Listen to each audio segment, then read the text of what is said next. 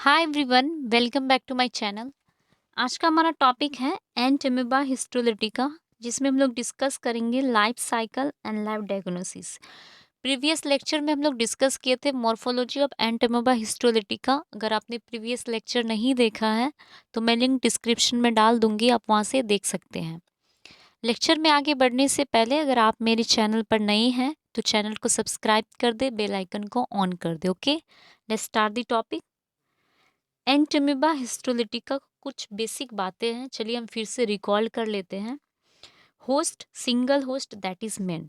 एंट amoeba histolytica का host कौन सा होता है? मेन होता है, ठीक है, जो कि सिंगल होस्ट होता है, मेन, ठीक है।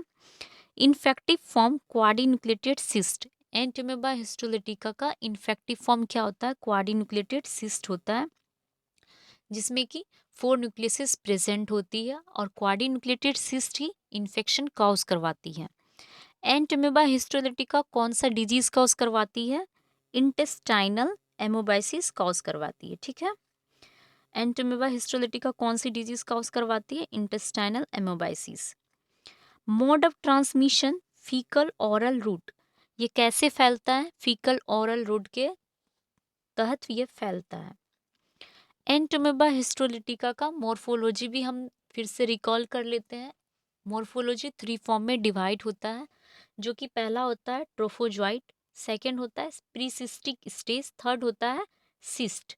मॉर्फोलॉजी 3 फॉर्म में डिवाइड होता है। पहला क्या होता है? ट्रोफोजॉइट, दूसरा होता है प्रीसिस्टिक स्टेज, तीसरा होता है सिस्ट। ओके, चलिए अब हम डिस्कस करते हैं life cycle of ant amoeba histolytica. यहाँ पे आप डायग्राम में देख सकते हैं life cycle of ant amoeba histolytica. तो सबसे पहले जो लाइफ साइकिल स्टार्ट होता है, ये स्टार्ट होता है इन्फेक्टिव फॉर्म से, मैच्योर क्वाड्रिन्यूक्लिएटेड सिस्ट से। और आपको इन्फेक्शन कैसे होगा? आपको इन्फेक्शन क्वाड्रिन्यूक्लिएटेड सिस्ट से ही होगा। और जब भी हम कंटामिनेटेड फूड और वाटर को लेंगे तो उसमें क्या होगा? उसमें क्वाड्रिन्यूक्लिएटेड सिस्ट प्रेजेंट होता है। और जब हम इनगल्प्ड कर लेते हैं तो उस वो क्या करता है? वो इन्फेक्शन कॉज करने लगता है, ठीक है। क्वाड्रिन्यूक्लिएटेड सिस्ट में 4 न्यूक्लियसेस प्रेजेंट होती है और इसके अंदर जो होता है ऊपर पे सेल वॉल प्रेजेंट होती है। जैसे ही हमारे बॉडी में इंटर करेगा, जब भी हम खाना खाएंगे तो ये क्या करेगा? ये माउथ से ओसोफेगस में जाएगा, फिर ओसोफेगस से ये स्टोमक में आएगा, स्टोमक से स्मॉल इंटेस्टाइन में, फिर स्मॉल इंटेस्टाइन से ये लार्ज इंटेस्टाइन में, और लार्ज इंटेस्टाइन से ये रेक्टम में। उसके बाद ये एनस में एक्सक्रीट हो जाता है फीसिस के थ्रू। यही प्रोसेस होती है, बट होती कैसे है? क्वाड्रिन्यूक्लिएटेड सिस्ट स्मॉल इंटेस्टाइन में जाते जाते क्या करता है? जो आउटर सेल वॉल होता है उसको, यहाँ पे आपको दिख रहा होगा ये आउटर सेल वॉल, उसको हटाकर लाइब्रेट कर देता है टेट्रा न्यूक्लिएटेड अमीबा। आप यहाँ पे देख सकते हैं डायग्राम में। क्वाड्रिन्यूक्लिएटेड सिस्ट क्या करता है? स्मॉल इंटेस्टाइन में जब भी जाने लगता है तो वो जो आउटर सेल वॉल होता है उसको हटाकर वो टेट्रा न्यूक्लिएटेड अमीबा रिलीज कर देता है, ठीक है।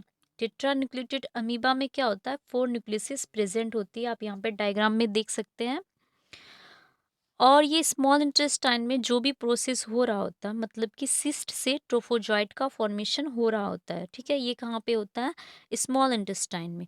और इस प्रोसेस को हम लोग कहते हैं एक्सिस्टेशन। एक्सिस्टेशन क्या होता है? एक्सिस्टेशन में सिस्ट से ट्रोफोजॉइट का फॉर्मेशन होता है और ये स्मॉल इंटेस्टाइन में होता है। स्मॉल इंटेस्टाइन से ये लार्ज इंटेस्टाइन में आएगा बाइनरी फिजन के थ्रू। अभी तक हम क्या देखे थे? अभी तक 4 न्यूक्लियसेस था, ठीक है, टेट्रान्यूक्लिएटेड अमीबा था। जैसे ये बाइनरी फिजन स्टार्ट होगा, वहाँ पे क्या होगा? वहाँ पे 8 न्यूक्लियसेस बन जाएंगे। 4 से 8 न्यूक्लियसेस बनने लगेंगे, उससे हम लोग कहेंगे मेटासिस्टिक ट्रोफोजॉइट। आप यहाँ पे देख सकते हैं यहाँ पे 8 न्यूक्लियसेस है, ठीक है।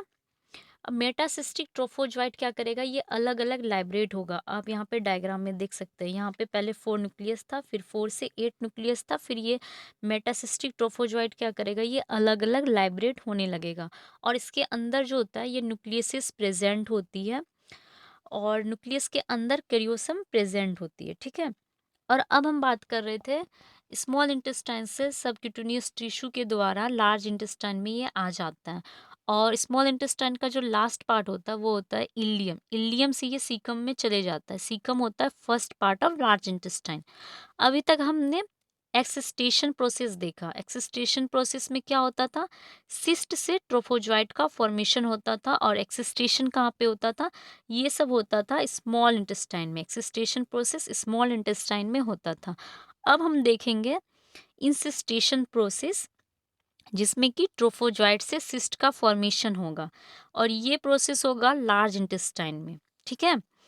मेटासिस्टिक ट्रोफोजॉइट क्या करेंगे, मेटासिस्टिक ट्रोफोजॉइट जो होता है वो मेच्योर होकर अब लार्ज इंटेस्टाइन में आएगा। ये कहाँ पे आएगा, लार्ज इंटेस्टाइन में आएगा।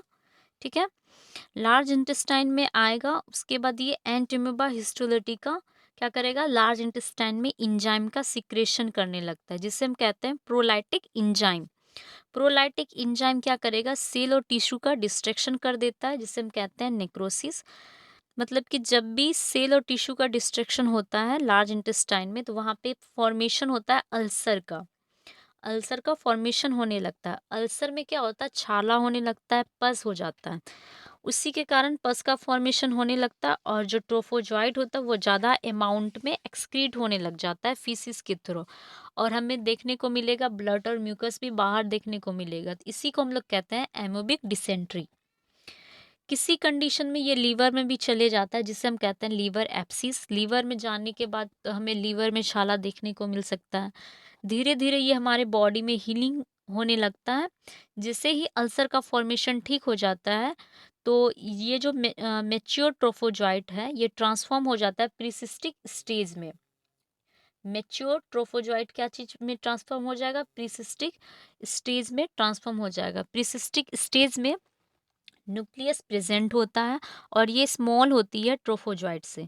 प्रीसिस्टिक स्टेज, प्रीसिस्टिक क्या होता है, प्रीसिस्ट कन्वर्ट हो जाता है यूनिन्यूक्लिएटेड सिस्ट में। ठीक है, प्रीसिस्ट किस में कन्वर्ट हो जाएगा, यूनिन्यूक्लिएटेड सिस्ट में। और यूनिन्यूक्लिएटेड सिस्ट में जो होता है वन न्यूक्लियस होता है।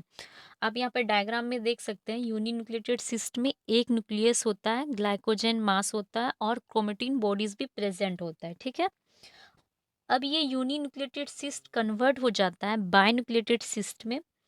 बायन्यूक्लिएटेड में भी आप देख सकते हैं दो न्यूक्लियसेस प्रेजेंट होगी, ग्लाइकोजन मास होगा और क्रोमेटिन बॉडीज भी प्रेजेंट होगी। ठीक है, अब ये बायन्यूक्लिएटेड सिस्ट जब मैच्योर फॉर्म में कन्वर्ट हो जाता है, जिसे हम कहते हैं क्वाड्रीन्यूक्लिएटेड सिस्ट, जो कि इन्फेक्टेड फॉर्म होता है, ठीक है, मैन के लिए, जिसमें कि 4 न्यूक्लियसेस प्रेजेंट होती है। ये रिलीज होती है फीसिस के थ्रू। रिलीज होने के बाद ये अदर मैन को इन्फेक्ट कर सकती है। ठीक है, तो ये था life cycle of ant amoeba histolytica. अब हम बात करेंगे lab diagnosis of ant amoeba histolytica. तो चलिए लैब डायग्नोसिस देखते हैं। Lab diagnosis of ant amoeba histolytica, जिसमें कि फर्स्ट है कलेक्शन ऑफ सैंपल। हम लोग सबसे पहले क्या करेंगे, सैंपल का कलेक्शन करेंगे। तो कलेक्शन जो हम करेंगे सैंपल का, सैंपल कौन कौन सा सैंपल हम ले सकते हैं, हम लोग ले सकते हैं stool, pus, sputum, liver abscess are taken as a sample. तो हम लोग स्टूल ले सकते हैं, पस ले सकते हैं, फिर स्पूटम ले सकते हैं, लीवर एप्स उसके बाद लीवर एप्सिस ले सकते हैं। ठीक है, लार्ज इंटेस्टाइन में इन्फेक्शन होगा तो वहाँ पे हम स्टूल एग्जामिनेशन करेंगे, पस भी लेंगे। फिर पस से हम अल्सर से पस ले सकते हैं। ठीक है, फिर अगर रेस्पिरेटरी ट्रैक्ट में इन्फेक्शन होगा तो वहाँ पे उस कंडीशन में हम स्पूटम लेंगे। हम लोग स्टूल में क्या देखेंगे, सिस्ट और ट्रोफोजॉइट देखेंगे। ठीक है, और जब हम स्टूल लेंगे एज अ सैंपल, तो वहाँ पे हम स्टूल जो सैंपल के लिए लेंगे 3 बार लेंगे, 3 सैंपल लेंगे। ठीक है, एक सैंपल से टेस्ट नहीं हो सकता, इसलिए हमें 3 सैंपल स्टूल का लेंगे, जो कि 10 दिन के अंदर हमको 10 दिन के लिए लेंगे, अल्टरनेटिव डे के लिए लेंगे। ठीक है, एक सैंपल से टेस्ट नहीं कर सकते हैं, इसलिए हम 3 सैंपल लेंगे, 10 दिन के अंदर अल्टरनेटिव लेंगे।